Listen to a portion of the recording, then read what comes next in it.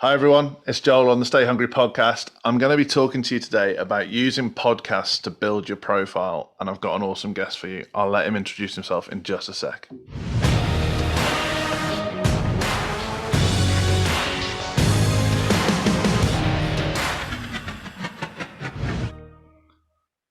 Welcome. Well, good afternoon, everyone out there. Or do you want me just to jump on or not? Yeah, do it. Love Okay, that. are you gonna do the intro? I was just going to do welcome and then let you go, but you were away. I'm right in there. I couldn't wait for the moment. Hi, everyone out there in the podcast land. I hope you're all subscribed to this wonderful podcast. If you're not, hit that button. It doesn't mean a lot to you, but it means a lot to people that create it. So my name's Stephen Rowan. I'm the creator of the Stephen Rowan Show podcast. Not that I'm an egomaniac.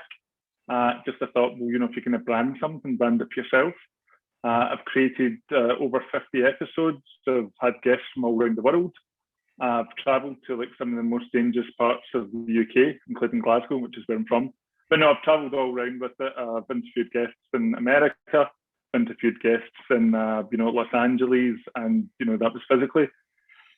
If you like a laugh, if you like a bit of giggle, if you like hearing a Glaswegian feeling a bit nervous, tune in for the Jeremy Corbyn interview. And I love podcasting, and that's me. That's wild. See, I didn't know you'd had Jeremy Corbyn. I think, actually, to be fair, I've jumped in on Spotify and not all of your episodes are on there. So where can I find all of your episodes? So you can find everything on YouTube. And of course, if you're on like, retweet, subscribe, name your firstborn, I don't mind. Wicked. Cool. Jeremy, how did you get Jeremy Corbyn? That's a big one. So I know it was a big one. It was a really big one. That's the second scariest interview that I've ever done. But it was through my girlfriend. So she knows a guy that works with the big GC, but not the guy that does the wine and the fishes and loaves. But she knows Jeremy really well, and he was coming up to Glasgow for an event. And I'd also, I think previously I'd interviewed a Labour MP for Glasgow. So I think that went a wee bit because I was sort of going in grassroots before going for, the premiership, if you like. And they were like, yeah, you can do the interview. And yeah, it was the most surreal day. It was just the strangest thing. And it went from bad to worse to scary to great. And then at that point, just he left the room. And then I went for 6 pints with my pal who helped me with it. And just that was a bit bizarre. And he was just going, but it was great. That's awesome. So is this at the height of Corbyn mania, or? Yeah, this is it was the absolute height of it. And he came up to Glasgow, and yeah, it was just surreal. He was getting really hammered from the press. And one of my questions, you should go and listen to the episode. It's not long at all. But one of the questions was about the press, and we just recorded it as an audio. But he actually gave it a lot away in his body language. I think I was like, do you think the press have been unfair to you or whatever? And he goes, oh, do you think they have? And just and I'm neither. Politics is not my bag. But you're just thinking, you're speaking to this guy who is perhaps the most kind of straightforward guy that's went through the ringer. And he wasn't, because I've interviewed, politicians before, and he wasn't given that whole, oh, is that the question? I'm going to give you an answer that I want to. It was just well, here's the thing, which I really appreciated that honesty. I appreciated his candor. So, yeah, it was, bonkers. I think, without getting too off topic or too political about it, I think essentially he, and probably was his downfall, was he was just a very straight guy. And very often he would say something that he honestly believed, and that was used to hang him out to dry, because that people would pick apart at what could potentially be the underlying components of that. So that's happened to him over and over again. He said something about the working class, and that upset the middle class. He said something about the middle class, and that upset the working class. And yeah, I mean, have you heard the story about the man and the boy and the donkey in the road to Damascus? No. So they basically they're going to Damascus, And as they go along, like they try all these different, the boy sitting the donkey, like the boy's like shoulder pressing the donkey, the old man in a sled, whatever. But whatever village that they go through, people are going, oh, it's too hot a day, like the old man shouldn't be walking, or it's too hot a day, no one should be sitting the donkey. Like, you can't please, I think that's the thing in politics, you can't please all people all the time. And as you say, I think because he was just like, well, this is my view, this is in my heart, and this is in my head. I think that's ultimately why he got shafted, which is kind of crazy if you have that view of politics and you want to be honest, then probably not going to get to the final goal. Yeah. I think that's the thing, is that we live in a time, unfortunately, at the moment where you need to be ultra polarizing, and if you're not, if you say something that is maybe a bit bland but honest, that gets torn to pieces, and that's really sad. That it doesn't really matter which side of the political spectrum you're on. That's just sad for everybody. Crazy world that we live in. So anyway, that went deep. I wasn't expecting that. So getting a guest like Jeremy Corbyn, what did that do for your listenership? I think it put me into a different. I think people perceived my, or my show, because they just go, if you've got someone on that everyone in the world knows about, then when I was going to go and take like a meeting at the BBC, they were then going on and they were having a look at the website and they're just going, are we allowed to swear in your podcast? Yeah, so what you want. Yeah. Like people are like having a look at it and they're going, holy fuck, who is this guy and why is Jeremy Corbyn in his show? Like, why is like, ultimately at the time perhaps one of the most powerful people in, UK, why is he speaking to this Ouija with like a mad beard and a ponytail? What's going on here? So I think there was a massive amount of curiosity. And then I think without people actually listening to it, they were just like that, oh, you must be up in politics. You must know what we're talking about. Again, purely because I had that guy on. So yeah, I suppose it legitimizes. Yeah. It certainly did for me. And then of course, when I was then going to get like other interviews, and sometimes people are, oh yeah, right, who have you had in the podcast? And they're like, Jeremy Corbyn. And they're like, oh, sorry, what day suits you? Yeah, exactly. Yeah. No, that makes sense. So on a complete tangent to that, we were chatting over a drink. It was a month ago now, wasn't it? It's gone quickly. Yeah. And you were telling me the story of a podcast guest, which is why we got talking about podcasts. And this is mental. Talk to me about your gangland friends. Oh, right. Okay. Yeah. So funnily enough, we were speaking to Malachi last night. So I spend a lot of time on the internet, like I do. I love it. I think it can be incredibly fun. And I'd heard a story about these two gangbangers. And I should say for your US listeners, you'll know what I'm talking about. But for people in the UK, a gangbanger is like, like a hoodlum, a roadman, I suppose. Yeah. Again, I don't want to get into labels, but there were gangsters, like, by their own admissions, like, slinging rock, dealing drugs, being involved in, illicit activities, shooting drugs, all that kind of carry on. Anyway, they ended up, they started this amazing business, and they serve food. They've got brick and mortar places. They still do the original business model, but I was dying to like sit down and talk with them, because one of them's a blood, one of them's a crip, just to like, put it down. They're from, opposing sides. And I was really desperate to go and interview them. So couldn't get it. And then eventually just said, listen, I'm going to travel from Glasgow to LA. Can I get the gig? And the girl was like, what? I was like, yeah. I said, I'm just speaking. She's like, cool, it's done. And she's like, this is great. I'm so excited about you coming. This is great. So got all the dates, that's fine. Went to go and meet them at the house, and they were just like so standoffish, like just hostile. The sort of body language was like really combative, and I was just like, oh, this is a bit mad. There's lots more details that I could go into, but I won't. You've got to give us something. You can't say that. All right, okay. So just to set the scene, it's in Compton in Los Angeles, and if anyone's seen, Boys in the Hood, that is exactly the architecture. That's exactly the layout of the road and stuff. I had driven from like a lovely 5-star hotel. Not bragging, it's just a lovely, nice 5-star hotel. I'd driven down in my white, brand new BMW. I'd driven down and it was just saying you're 10 minutes away from your destination, and it's just getting worse and worse and worse and worse and worse. And it's now getting to the stage where I'm just thinking, holy shit, like I know I'm really amped up for this interview, but what am I going to do? Anyway, we get closer. I phone him when I'm outside the house. And I'm like, not wanting to sound like white, but you know what I'm talking about. And the guy answers the phone and he's like, yo. And I'm like, hello.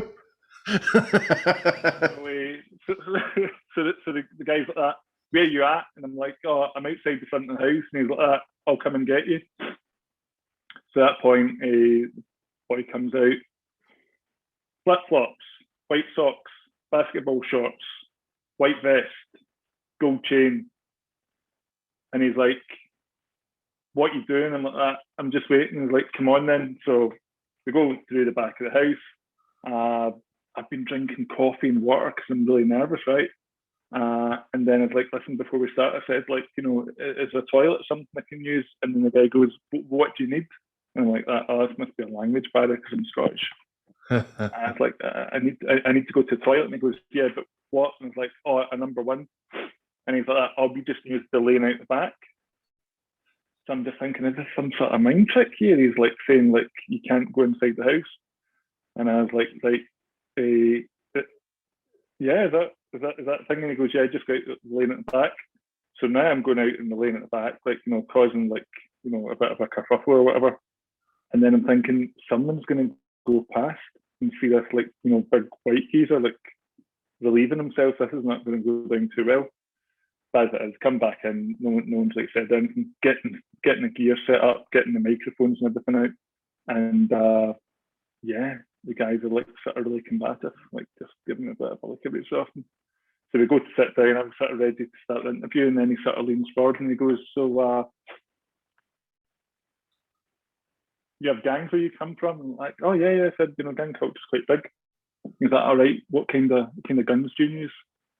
And I was like, well, guns are really hard to get a hold of. I said, like, you can get a hold of them. I said, but it's just not for everyday gangs. I said, it's not like America. It's not like a surplus of them everywhere. And he goes, oh, so what do you guys use? I said, oh, well, we use, like chibs. And he goes, oh, chib. I said, yeah, a knife, a blade, a box cutter. And he just went like, oh, yeah, that's it. Up close and personal. You never forget your first one. And I just said to him, yeah, I said, there's something about that smell of iron in the blood. It just stays with you forever, doesn't it? And then at that point, he just leaned back and he just started like then going into like this talk and then going into this chat. And in all my times of studying communication, I never thought about, building trust and rapport by talking about stabbing people. Is that how you got Jeremy Corbyn to open up as well? Yeah, well, no, we're talking about billabongs and steak pies. I should just say to your listeners just now, full exposure. I have never stabbed anyone. I've got qualifications on my laps for hostile, medic. So I've studied a lot of first aid and stuff, and that's the reason why I know about it. But should probably just say to your listeners, this guy from Glasgow's always talking about stabbing people. Yeah. No, it's just from a first aid perspective. I'll vouch for you. Officially a gentle giant. It's all good. Thank you.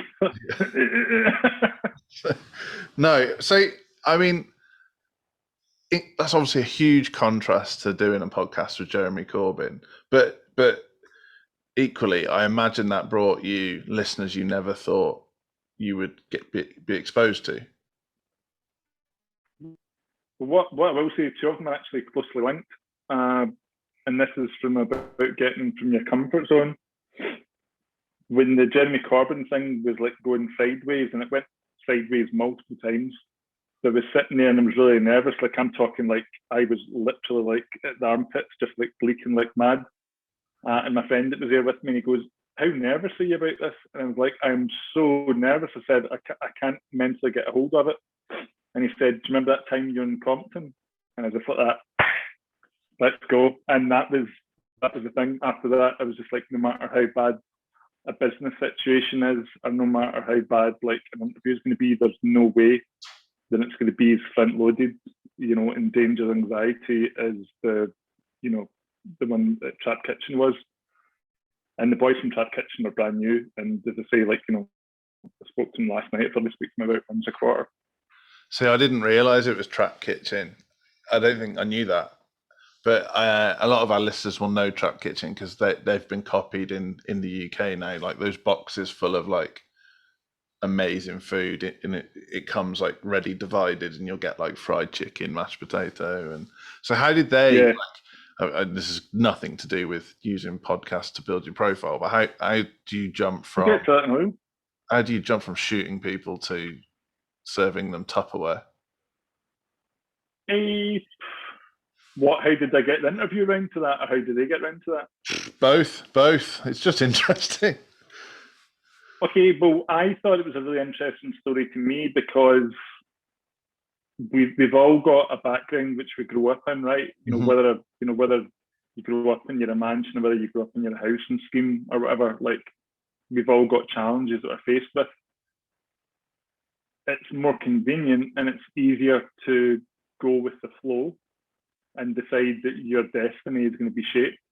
Sometimes it's getting shaped whether or not you like it, and you can only put a flavour on it. But what intrigued me about this is that, here's 2 to 3 young guys that are brought up in one of the most dangerous neighbourhoods in America. They can really easily go down something that's comfortable, or they can break away. They can look for an alternative role model. They can really push themselves. They can leave their environment and they can create something that's completely new. And they can hold on to integrity. And I just thought that I want that to be the story of these guys. That's what I want to share. I don't want to be sharing a story about gangbangers or like West Coast customs. Like still good stuff, but I just think growing up in Glasgow, like people always think that people from Glasgow are a bit mental, or they're alcoholics, or they have deep fried pizza, or they're like into stabbing people. For years post-war, I would say up to the early 80s, that was the thing in Glasgow. So I think if we can just change that narrative a wee bit, then it's good. So I think shedding light on your story, for me, was like, this would be good. Plus the fact it was just like, I just thought it's going to be fun. It's going to stretch me a bit as well. Yeah. I think for them taking what they were doing into their business was just like, I've seen my friends shot, I've seen my friends in jail, I've seen my friends in a wheelchair. And, him and his mum had a chat, and she was just like, this is where your life is just now. If you can continue going down this path, chances are this is where it's going to end up. And if you decide to move it this way, then you're still going to be fighting elements. And he talks about still having altercations or a bit of a frequency from the police, but it's nowhere near as bad. So yeah, I thought it was quite brave. The whole thing with the podcast was trying to find people that live in a life less than ordinary. Trying to find people that are doing something a bit different. And I just thought, well, these guys tick all those boxes. Yeah, that's awesome. So do you mind me asking? The Tupperware one? Well, it's just, I mean, I like food, so like Trap Kitchen plays to my desires, but I also like hip hop, so I just think I find it really interesting that they've like taken that overly overt nature that comes from being involved in like serious organized crime, and how that has applied to hip hop and becomes this really like loud, brash music. They've applied it to food, and it's a really interesting way to express yourself. I think that's really cool. And like you say, it's interesting. They could have just chose to be really successful drug dealers, but they didn't. And yeah. So, how did you get to this point? What's your story? Depends how far I want to go back. like I'd worked in like hairdressing, I'd worked in nightclubs for years and years. I'd trained people when I had like all these sort of different things going on. The company that I'd went for, they closed down the franchise that I was in, and I just sort of went from like strange job to strange job. I worked as a chauffeur for a while. I worked as a bodyguard for a while, and then I was just like in this really weird place. And my friend said to me, Stephen, he goes like, you're creative, like you need to go and do something. It's like you need to start going and having conversations, and like he's like, you love talking. He's like, just go and do some interviews.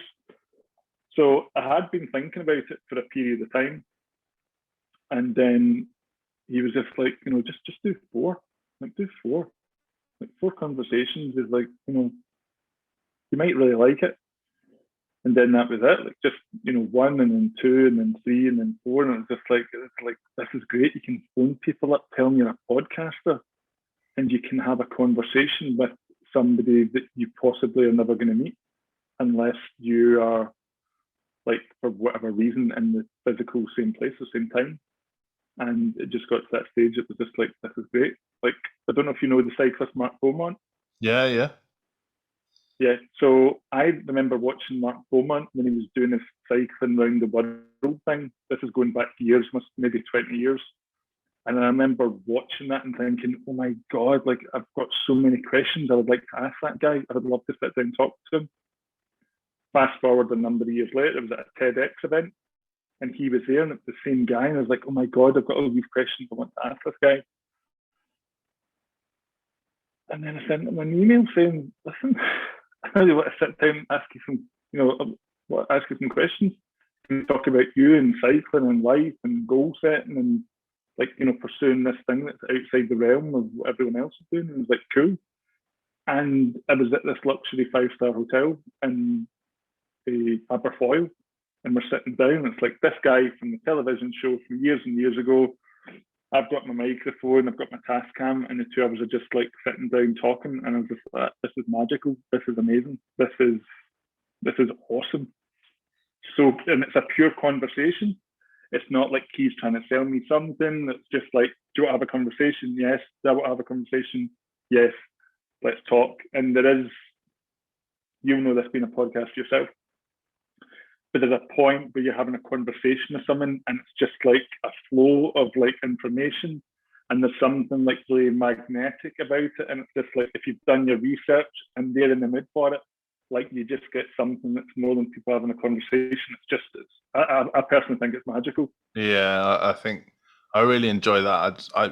I never, like a lot of people, you did this, will email me beforehand, like, oh, what questions will we cover? What's the structure? And sometimes I just want to go back to them and be like, don't worry, I'll do all the research. You just come on and be you, because that's when the magic happens. It's kind of, and it, like, for me, obviously, we started the podcast to boost my profile, to boost the business. But my profile is best boosted by facilitating, letting other people tell their story. Yep. If you can, I think if you can get someone on and you can just share it, and they have that strength, that commitment, and that confidence, just to like let it all hang out. Yeah, for sure. So, when are you going to record some more episodes? I don't know. I'll be honest with you. One of the hardest parts I find about podcasting was getting like knockbacks, or getting a knockback is like if you're in a club and you ask a girl and she goes, no, that's considered a knockback. Or when you get a deefy, which is basically like when you just get ghosted by someone. And I find that, really hard to deal with. Like, I'll be honest with you. If I'm to ask somebody and then like there's a point, I think I was asking guests that were like a wee bit out of what they thought was their reach, and then you're just getting nothing back. I find that quite hard to deal with, and just like, I don't need that. I don't need that, because there's a reason why, like, actors or anyone that's trying to get a job or trying to get an opportunity, there's a reason why these people have a certain taste or attractive to, like, certain types of antisocial behaviour, i.e., drinking, smoking, whatever else it is. Because if you keep on getting like knockbacks all day long, you're like, what's wrong with me? What's wrong with my show? Why isn't it good enough? I think you can then take it personally. Like there's a couple of guests that as a terrible, I shouldn't say this because it doesn't throw me in the best light, but there we go, just do it anyway. There's a few guests I said I would really like you to come on the show. This is what I'd like you to talk about. This is the reason why I'm asking you. This is what we're going to cover. I'm like, cool, that sounds amazing. Great. What date suits you? Blah, blah. And then you just get like an email, like day before. Oh, I can't do it. That's fine, no problem at all. These things happen. When's on a convenient date, I'll get back to you. And then it's like, you send us the emails or whatever. And then you're just like, fuck you. Like, seriously, fuck you. If somebody turned around to me and said, no, you can't get that, then I'd be like, cool. I really respect that. Any reason why? No, that's fine. All the best. When someone says that they'll do it, and then, yeah, I'm just like, I just think it's ignorant. Yeah, so fuck those people.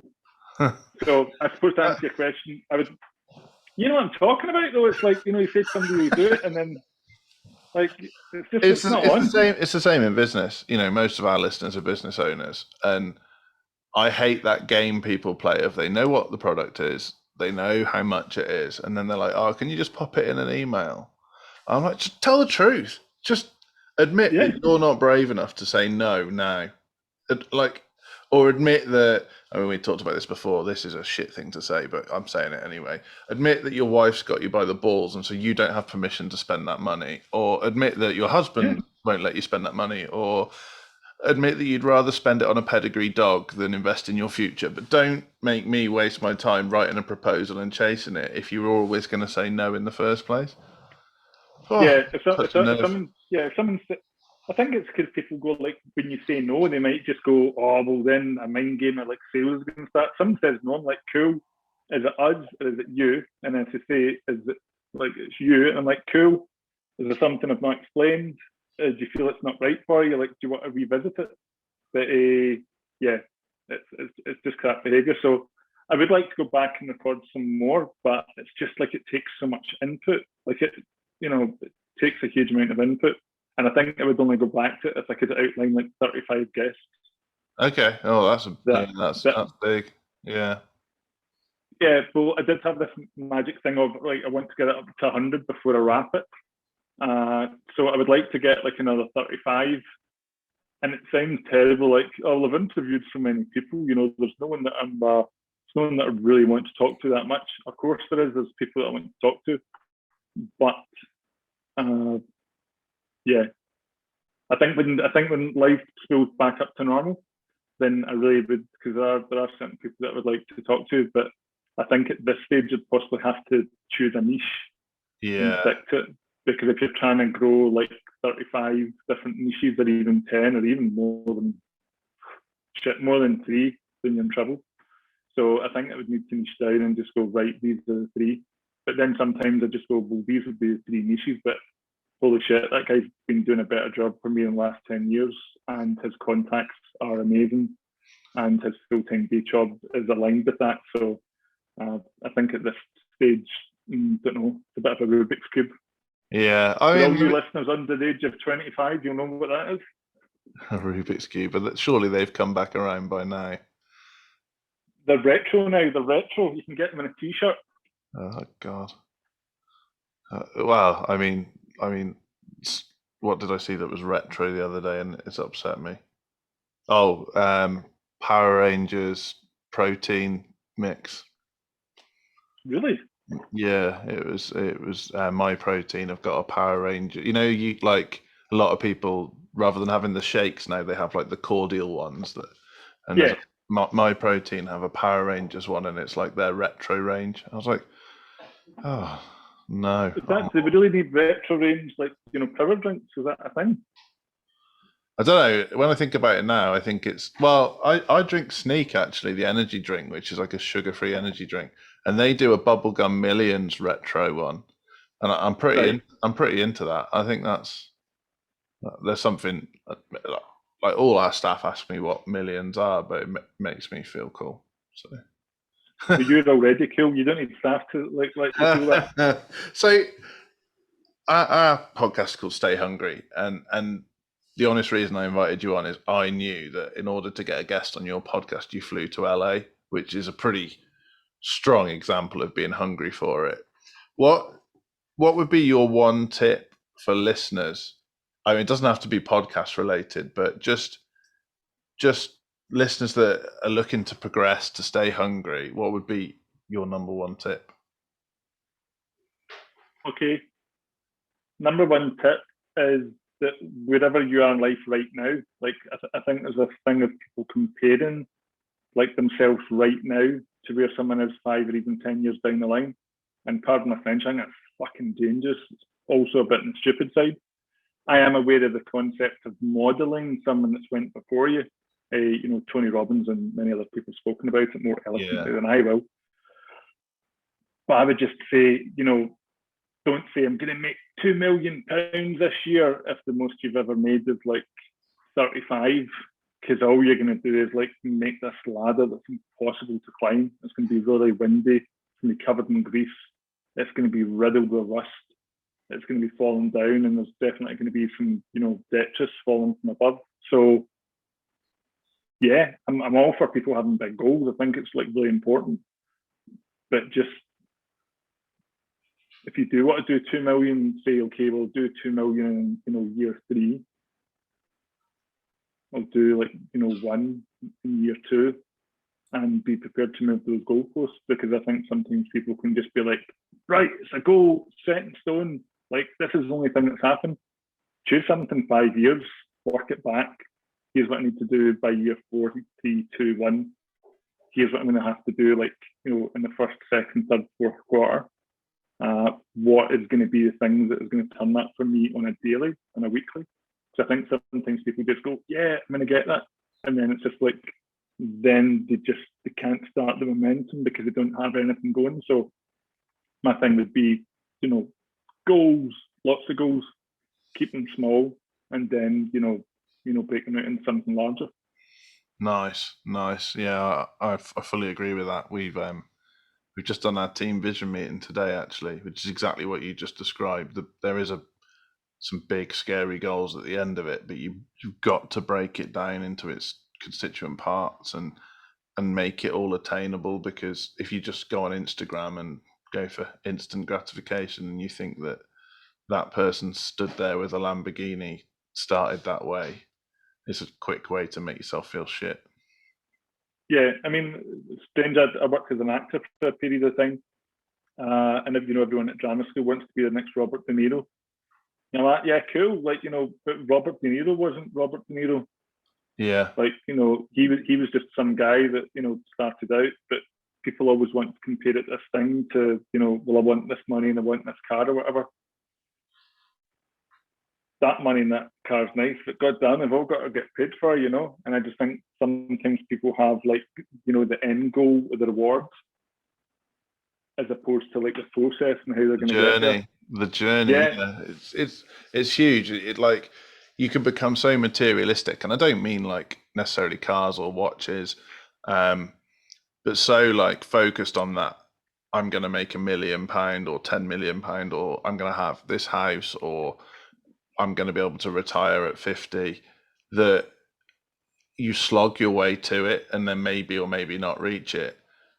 But you've wasted like 30 years of your working life that could have been really joyful. I feel sad for the kids that are about 18, 21 just now, because if they're on Instagram, if they're on TikTok or whatever, it's like, some kid or whatever. And if he's done it, fair fucks to him, congratulations, can't take anything away from him. But it's just like, whether it's crypto or whether it's something else, it's like, they're 21 and they're rocking out like 800 grand worth of cars and like a, £4 million house, whatever.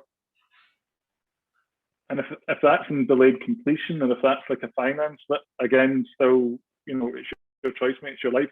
But I just can't help but think that the perception of how kids are measuring success, and when I say kids, I'm saying anyone between the ages of 18 to 21 or younger, but also anyone that's been slogging, like, for the last sort of 5 years. And it's just like, why this kid that looks like he's Justin Bieber's wee brother is like having this lifestyle? and I think that can be, you know, I think it can be really dangerous. Yeah, I agree. So you've been an awesome guest. How can people get in touch for when you start your podcast up again? If you just dial 999 and ask for fuckhead, I'm like kidding on.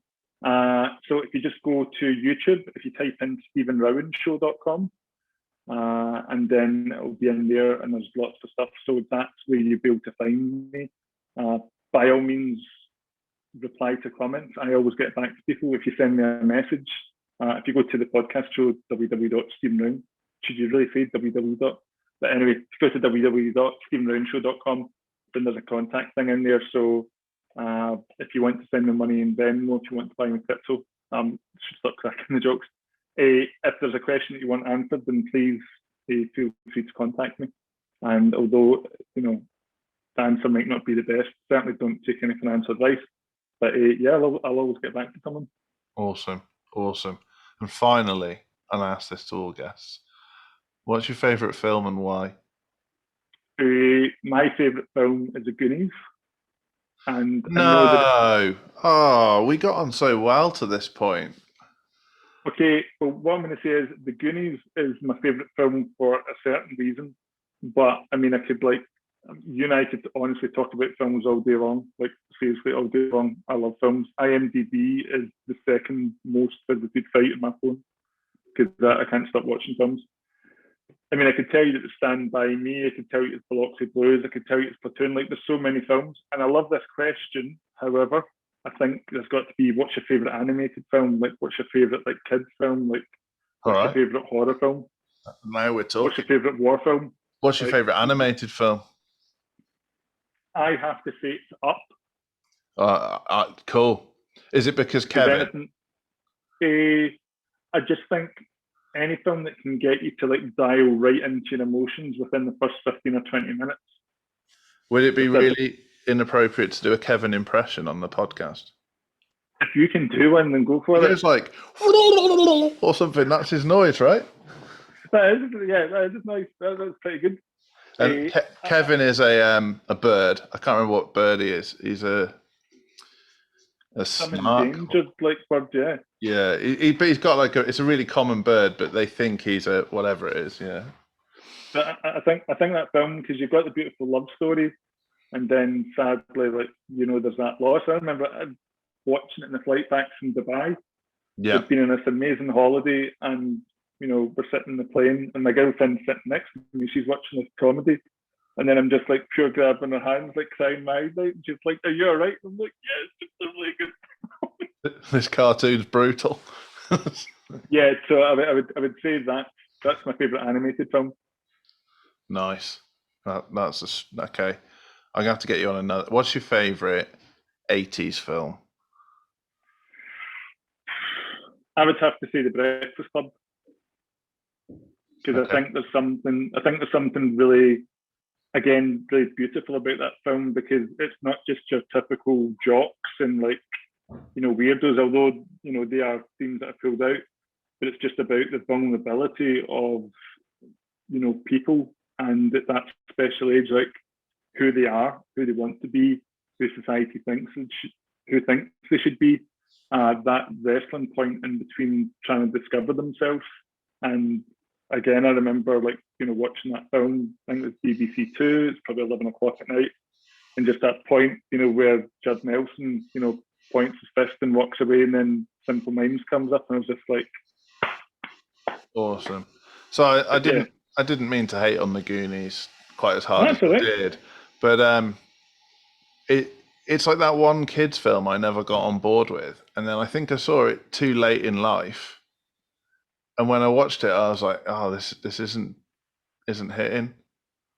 What age did you watch it? Or what year did you watch it? I reckon I'd have been 15. So what year was it? Nah, you were too busy trying to be cool and discovering Yeah, and it stuck that hot. When people hate popular things because it's cool to hate something popular. That's what I did. That's what I did, and it stuck. And now I'm I've got the same problem with Back to the Future, and people rip on me for it. I think so. I was born in '74, so Goonies came out when I was 11. So all the kids in the film, I think, with the exception of Josh Brolin, who's supposed to be like 18, but all the other kids, they're about that very, very early teen stuff. Yeah. So for me, when I watched that, like it was a pouring. We were supposed to be playing football, and it was so wet and cold that we all sat down and watched it in the afternoon. So when the establishing shot of Astoria in Oregon, like it's all overcast and it's wet, and I ended up watching it in my mate's house with I think it was 6 of us. And I'm not saying that we had the same kids that were there, but there was a cheeky one, there was a fat one, there was a mouthy one or whatever. And it was a horrible day, and his mum came through and she was like making sandwiches and stuff. And actually, the physicality or the layout of their house was very similar to the one that we were watching it in. And I was just like, oh, this is cool. This is not just watching it yourself. This is watching it with your gang that we all used to kick about in bikes and play football and get in trouble or whatever. So for me, like that was just the perfect point. That's cool. I like that. It's like immersive cinema. Yeah, it was like totally like it was just everything was there. I remember like getting cheese sandwiches with soup or whatever, and it was like blowing cold outside, and we were all coming. And she kept on coming. Mum came through and said like, "Oh, do you want some juice? Do you want some biscuits?" And I was like, "This is amazing." It was so good that it finished, and we rewound it right back to the beginning and watched it. And if that's not a matter of a good film but an enjoyable film, I don't know what is. That's awesome. Stephen, you've been such a generous guest. Thanks so much for coming on the Stay Hungry podcast. My pleasure. I hope there's been some value that's been provided, and I hope whoever's listened to it has got something out of it. And can I speak to your audience directly? Of course, always. Oh, cool. Okay.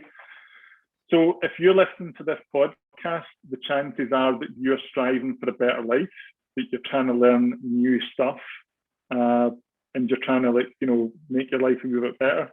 I salute that. I think it's good. I do that as well.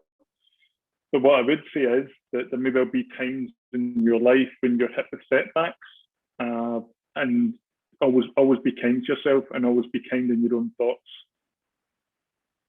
Legend. And genuinely, I met you for the first time 4 weeks ago. We've spoken once on Zoom before then, and you treated me like you'd known me forever, and I'll be forever grateful for that. So you practice what you preach. You don't just spout some virtue signaling on a podcast. So I really appreciate what you just said. No, thank you, Joe. And it was really good to hang up and catch. I can remember when we first spoke on the phone, I was just like that. Yeah, this is a good guy. Yeah. No, yeah. It's a nice fit. We'll do this again. I love it. Okay, man. Thanks again.